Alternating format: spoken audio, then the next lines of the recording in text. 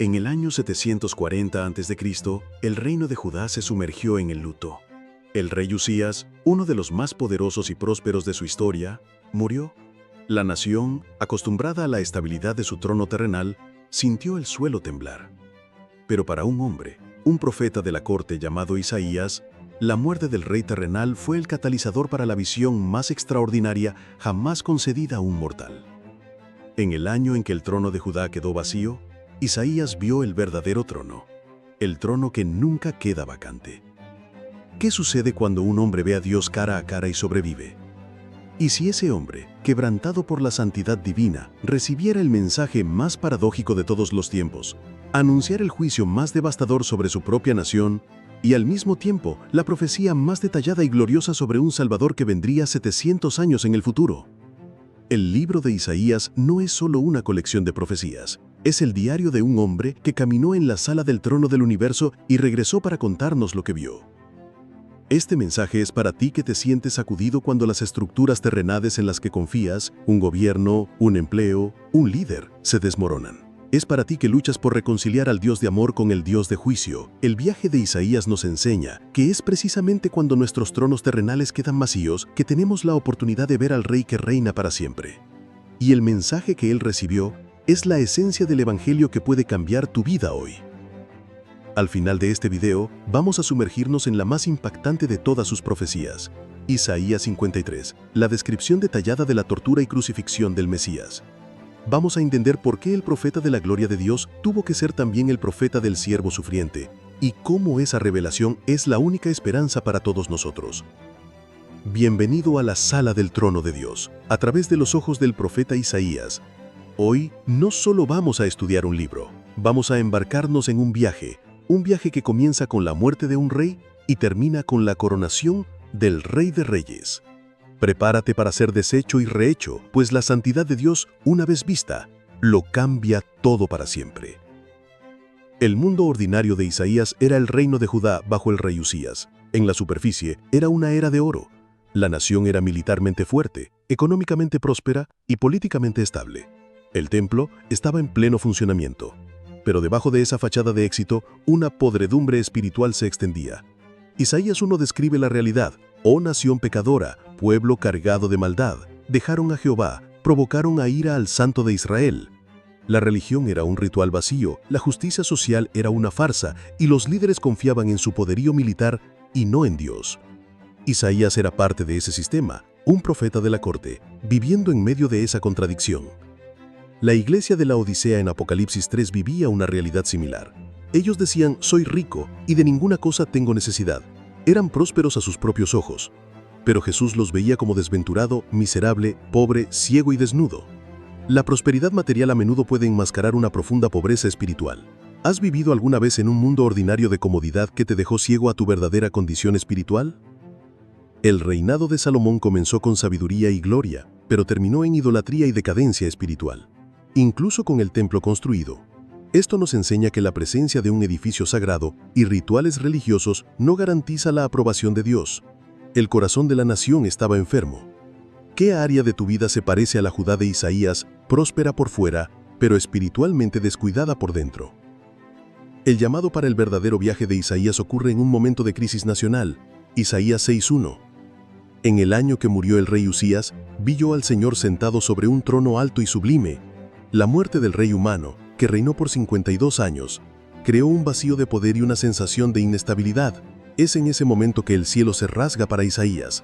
Dios lo llama a una aventura radical: quitar los ojos del trono vacío de la tierra y fijarlos en el trono ocupado del cielo. Su llamado fue para ver la realidad como realmente es, desde el punto de vista de la sala del trono de Dios. El llamado de Moisés vino en una crisis personal cuando era un fugitivo en el desierto. Dios lo llamó desde una zarza ardiente. El llamado de Isaías vino en una crisis nacional. Dios siempre usa los momentos en que nuestras seguridades terrenales son sacudidas para llamarnos a una mayor dependencia de Él.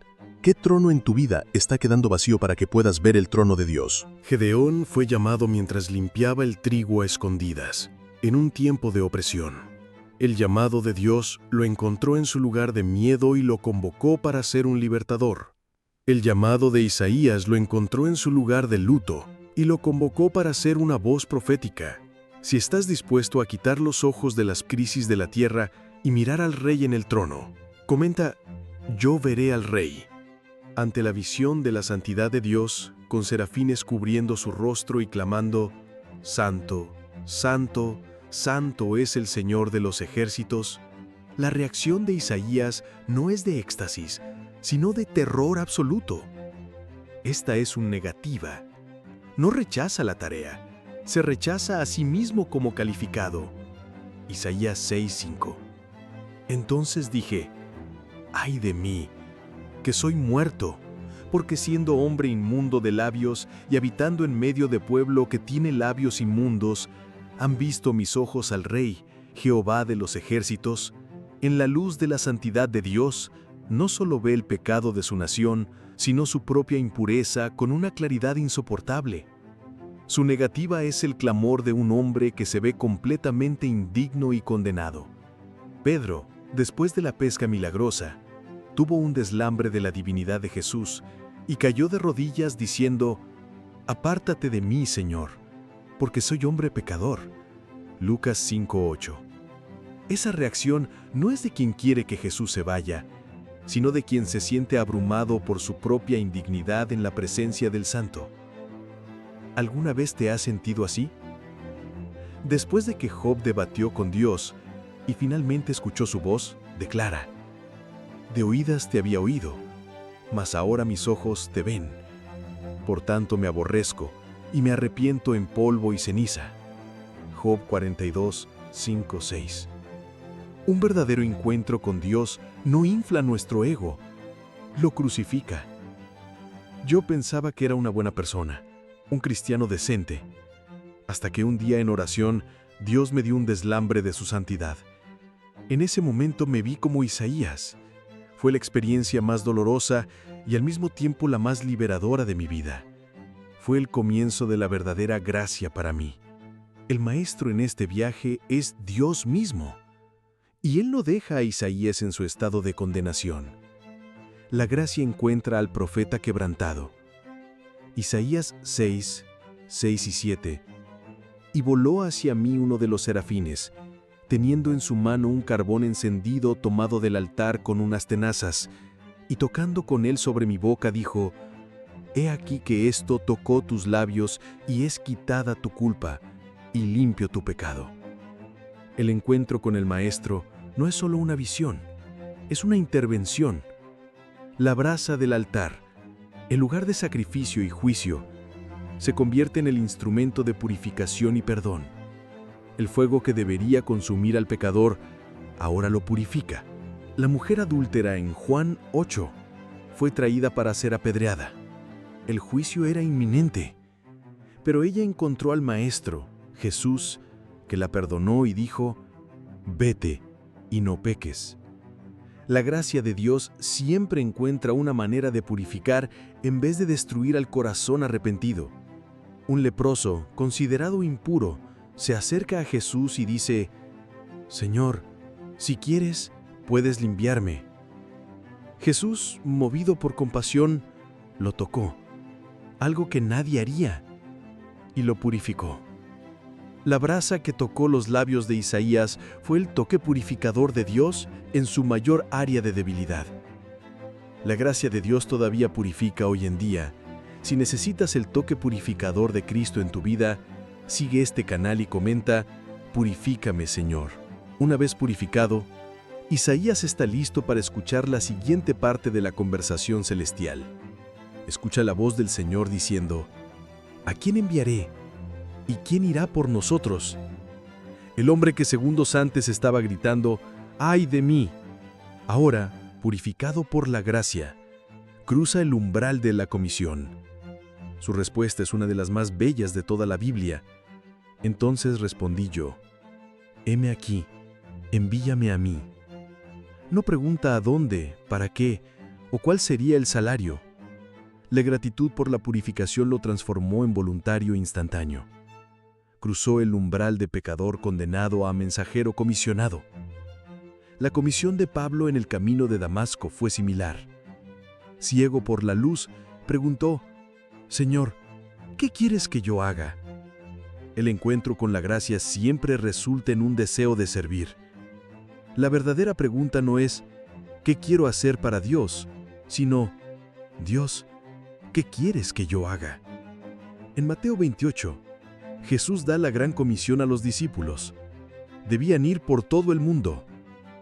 Era un cruce de umbral de ser seguidores locales a convertirse en apóstoles globales. Isaías fue el primero en decir, heme aquí, para una misión global y atemporal. Dios todavía está buscando voluntarios hoy. Si tu respuesta es la misma de Isaías, dale me gusta a este video ahora, como un acto de consagración y un sí al llamado de Dios para tu vida. La primera prueba de Isaías fue inmediatamente con los términos de su misión. Dios le dice que predicará a un pueblo que oirá pero no entenderá, que verá pero no percibirá. Su corazón sería endurecido. Isaías 6 del 9 al 10. Su prueba sería predicar la verdad sabiendo que sería rechazada por la mayoría. Sus enemigos eran los reyes a los que profetizaba, como Acaz, que prefirió una alianza con Asiria a confiar en Dios, los falsos profetas que predicaban mensajes agradables y la propia nación de Judá. Sus aliados eran un pequeño remanente, sus discípulos con quienes sellaría el testimonio para el futuro. Jeremías enfrentó la misma prueba. Fue llamado traidor por predicar la verdad de Dios. Miqueas fue abofeteado por un falso profeta. La vida de un verdadero profeta de Dios nunca fue fácil.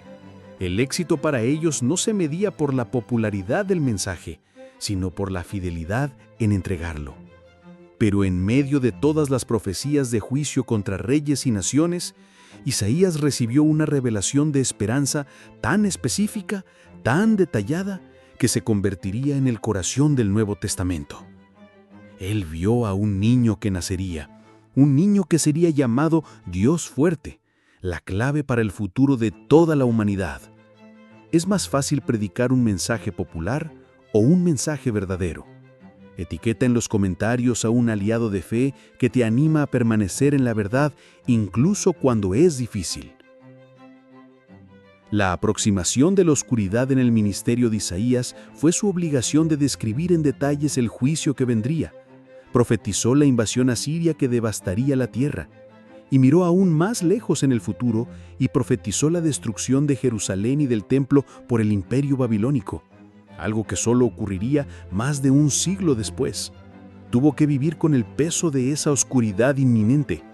No era un espectador distante, amaba a su pueblo, y su mensaje era una sentencia de muerte para la nación como la conocían. La oscuridad era el luto anticipado por la ruina de todo lo que conocían. Jesús, al acercarse a Jerusalén, lloró sobre la ciudad, Lucas 19:41, previniendo su destrucción por los romanos. Sintió el dolor de la oscuridad que vendría sobre el pueblo que él amaba. Un verdadero profeta no siente placer en anunciar el juicio. Su corazón se parte con él. El alma justa de Lot se afligía cada día con las obras inicuas de Sodoma. Vivía en la oscuridad de esa cultura incluso antes del juicio final. Isaías vivió con la aflicción de saber lo que el pecado de su pueblo estaba atrayendo sobre ellos. Si alguna vez has sentido el peso de orar por alguien o por una nación que se está alejando de Dios, dale me gusta a este video en solidaridad con esta carga profética. La prueba suprema de Isaías no fue un evento, sino una revelación, la más profunda y paradójica de todas. En medio de las profecías de un Mesías rey, glorioso y victorioso, Isaías 9 recibe la visión del Mesías siervo, descrita en Isaías 53, un Mesías que sería despreciado y desechado entre los hombres, varón de dolores, experimentado en quebranto, un siervo que sería herido por nuestras rebeliones, molido por nuestros pecados. ¿Cómo podría reconciliar esto? ¿Cómo podría la esperanza de Israel ser alguien aplastado y muerto? Esta es la prueba teológica suprema, el corazón del Evangelio escondido en el Antiguo Testamento, una verdad que solo el Espíritu Santo podría revelar. El sacrificio de Isaac por Abraham fue una prueba que prefiguró este momento. Un hijo amado, llevado para ser sacrificado, pero Dios proveyó un cordero sustituto. En Isaías 53, el Hijo amado de Dios se convierte Él mismo en el Cordero sustituto. La prueba de Isaías fue entender y registrar el misterio de la expiación sustitutiva. La cruz fue la realización literal de esta prueba, donde el Rey de Gloria fue tratado como un criminal, donde la justicia de Dios y el amor de Dios se encontraron. Isaías vio la cruz 700 años antes.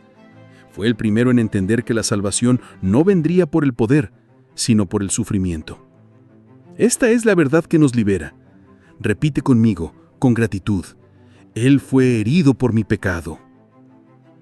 La recompensa de Isaías, el alivio después de la oscuridad del juicio y del sufrimiento del siervo, es la visión de la gloria futura que Dios le concede. Después del capítulo 53, el libro explota en promesas de restauración y triunfo.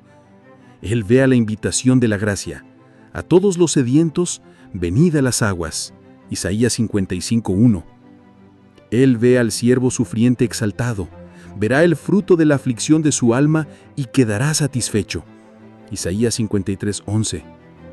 Él ve la restauración de Israel y finalmente la recompensa final. Porque he aquí que yo crearé nuevos cielos y nueva tierra. Isaías 65:17. Su recompensa fue ver el final de la historia, la victoria absoluta de Dios. La recompensa de José, después de la prisión, no fue solo convertirse en gobernador, sino ver el plan de Dios cumplirse y salvar a su familia.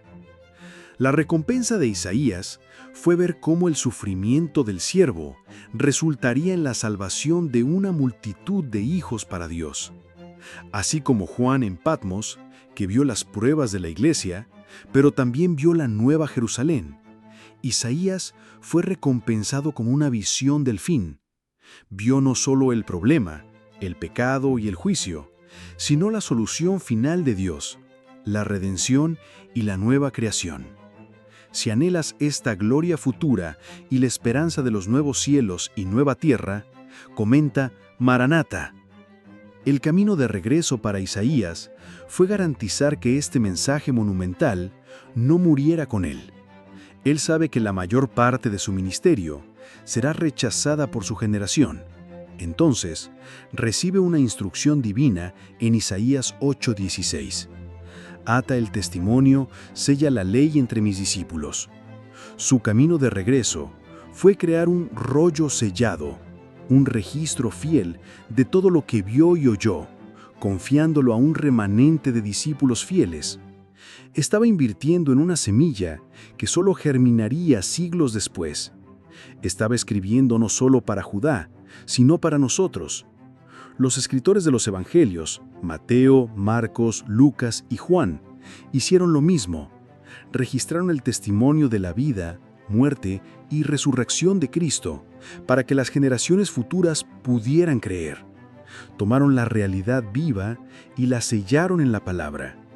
Piensa en los esenios que preservaron los rollos, incluyendo el gran rollo de Isaías, en cuevas durante 2000 años. Fueron parte del camino de regreso de la profecía de Isaías, garantizando que llegara intacta hasta nosotros. Dios siempre levanta preservadores de su palabra. La resurrección de la profecía de Isaías ocurre 700 años después con la llegada de Jesucristo. Su libro, sellado y preservado, es abierto. En una sinagoga en Nazaret, Jesús se levanta, recibe el rollo del profeta Isaías y lee el pasaje del capítulo 61. El Espíritu del Señor está sobre mí, por cuanto me ha ungido para dar buenas nuevas a los pobres. Luego cierra el rollo y declara: Hoy se ha cumplido esta escritura delante de vosotros. Lucas 4:21. Cada aspecto de la vida de Cristo, su nacimiento virginal, Isaías 7:14, su ministerio en Galilea, Isaías 9:1-2, sus milagros, Isaías 35:5-6, su sufrimiento, Isaías 53, su victoria, es la resurrección y la validación de las palabras que Isaías escribió. La resurrección del propio Cristo es la garantía final de que todas las promesas de Isaías se cumplirán, incluida la promesa de un nuevo cielo y una nueva tierra. La resurrección de Jesús dio vida no solo a Él, sino a toda la Escritura que apuntaba a Él. Lo que necesita revivir en nosotros es la fe en el poder predictivo de la palabra de Dios. Isaías no fue un adivino, fue un portavoz del Dios que declara el fin desde el principio. Nuestra fe no está basada en mitos, sino en profecías cumplidas. El elixir, la verdad sanadora que Isaías trae de regreso de la sala del trono, es el Evangelio en su forma más completa en el Antiguo Testamento. Él nos entrega la comprensión del carácter total de Dios. Él es santo, santo, santo. Un Dios de juicio que no puede tolerar el pecado, el problema. Pero Él es también un Dios de amor redentor, que provee un siervo para sufrir en nuestro lugar, para llevar sobre sí nuestro castigo y traernos la paz. La solución, el elixir de Isaías, es la certeza de que la misma mano que empuña la vara del juicio es la mano que fue herida por nosotros. Es el mensaje de salvación por gracia, a través de la fe en el sustituto prometido. Felipe, al encontrar al eunuco etíope, leyendo Isaías 53, tuvo la responsabilidad de explicarle el elixir. Y comenzando desde esta escritura, le anunció el Evangelio de Jesús. Hechos 8:35. Nuestra responsabilidad hoy es la misma: tomar el libro de Isaías y mostrar a las personas el camino a Cristo. El viaje de Isaías necesita ser el nuestro. Vivimos en un mundo próspero y al mismo tiempo podrido, exactamente como el suyo. Vemos nuestros tronos terrenos temblar y quedar vacíos, y Dios nos está llamando a la misma visión: ver al Rey, alto y sublime. Y esa visión necesita producir en nosotros la misma reacción, un clamor de ¡ay de mí!, un reconocimiento de nuestra propia impureza y de la impureza de nuestra sociedad. La iglesia moderna tiene miedo al fuego. Queremos la bendición sin la brasa, la comisión sin la convicción. Queremos predicar a un Mesías Rey sin hablar del siervo sufriente. Queremos hablar de la gracia sin mencionar la santidad que nos lleva a clamar por ella. Dios nos está llamando de regreso a la experiencia de Isaías 6. Él está buscando a una iglesia que ha sido deshecha por su santidad, purificada por su gracia, y que responda con un grito unánime: henos aquí, envíanos a nosotros. Basta de un evangelio superficial. Es hora de encontrar al Dios de Isaías. Repite conmigo, como una oración que lo cambia todo: revélame tu gloria, Señor. Dios está levantando una generación de Isaías en estos últimos días. Hombres y mujeres que no tendrán miedo de llamar al pecado por su nombre, que no cambiarán la verdad por popularidad. Llevarán un mensaje doble: el juicio viene para un mundo impenitente, pero la salvación está disponible a través del siervo que fue herido por nosotros. Dios está encendiendo el fuego en su altar, buscando labios para purificar y enviar. La historia de Isaías es la historia de todo creyente. Comienza con la revelación de nuestra miseria y de la santidad de Dios. Es seguida por la purificación a través del sacrificio que Él proveyó. La brasa apunta a la cruz. Y culmina en una vida de servicio proclamando su mensaje. La pregunta que Isaías nos deja hoy es: ¿has estado en la sala del trono? ¿Has sido purificado por la brasa? ¿Y has respondido al llamado? Si este viaje a través de Isaías impactó tu vida, suscríbete ahora al canal y activa la campanita. Estamos comprometidos en desvelar las profundidades de la palabra de Dios en cada video. La revelación de mañana será igualmente poderosa. Muchos conocen el nombre de Isaías, pero no conocen su historia, su mensaje, su Dios. Comparte este video con 5 personas que necesiten un encuentro real con la santidad y la gracia de Dios. Y comenta abajo, #heme aquí, para unirte a aquellos que se están poniendo a disposición del Rey. Mas Él herido fue por nuestras rebeliones, molido por nuestros pecados. El castigo de nuestra paz fue sobre él, y por su llaga fuimos nosotros curados. Isaías 53:5.